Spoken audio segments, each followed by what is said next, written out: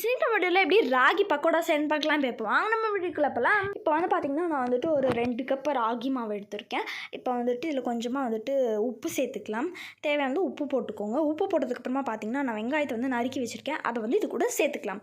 இப்போ வந்து பார்த்திங்கன்னா வந்துட்டு நான் வரமிளகா வந்துட்டு பிச்சு வச்சுருக்கேன். அதை வந்து இது கூட நம்ம வந்து சேர்த்துக்கலாம். சேர்த்ததுக்கப்புறம் வந்து பார்த்திங்கன்னா நான் வந்து கொஞ்சமாக வந்துட்டு கருவேப்பிலை இருக்கீங்க இல்லையா, அதை வந்துட்டு பொடி பொடியாக நறுக்கி வச்சுருக்கேன். அதை வந்து இது கூட வந்து நம்ம சேர்த்துக்கலாம். நெக்ஸ்ட் வந்து பார்த்திங்கன்னா வந்துட்டு கடலைப்பருப்பை வந்து ஊற வச்சு எடுத்திருக்கேன். அதை வந்து இது கூட வந்து சேர்த்துக்கலாம். எல்லாத்தையும் சேர்த்ததுக்கப்புறமா பார்த்திங்கன்னா லாஸ்ட்டாக முருங்கைக்கீரை இருக்குது இல்லையா, அதை வந்து நான் உருவி வச்சுருக்கேன்.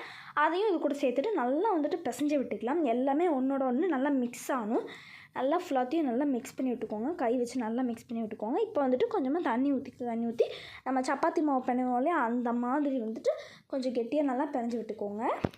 ரொம்ப தண்ணி மாதிரி பண்ணிடாதீங்க. இந்த ஒரு பக்கோடா செய்வோம் இல்லையா, அந்த கன்சிஸ்டன்சிக்கு இருக்கணும். இப்போ வந்துட்டு நம்ம எண்ணெய் காய வச்சுக்கலாம். இப்போ வந்துட்டு எண்ணெய் காஞ்சிருச்சா அப்படின்ட்டு வந்து நம்ம இப்போ வந்துட்டு எல்லா மாவையும் எடுத்துகிட்டு குட்டி குட்டியாக உங்களுக்கு எந்த சைஸில் வேணுமோ நீங்கள் குட்டி குட்டியாக போட்டுக்கலாம். நான் இன்றைக்கி வந்துட்டு எனக்கு குட்டியாக பிடிக்குங்கிறனால நான் குட்டி குட்டியாக போட்டு எடுத்துக்கிறேன். இப்போ வந்து எல்லா மாவையும் போட்டுட்டு நல்லா மொறுன்னு வேகணும். 2 பக்கமும் வந்து நல்லா திருப்பி போட்டு எடுத்துக்கோங்க. நல்லா வந்துட்டு 2 பக்கமும் நல்லா ப்ரௌனிஷ் ஆகி நல்லா மொறுன்னு ஆகிற வரையும் நல்லா எடுத்துருங்க. இது வந்து மழை காலத்தில் வந்து உட்காந்து சாப்பிட்டிங்கன்னா சூப்பராக இருக்கும். இது அடிச்சுக்க வேறு எதுவுமே இருக்கான்னு உங்களுக்கு தோணுங்க.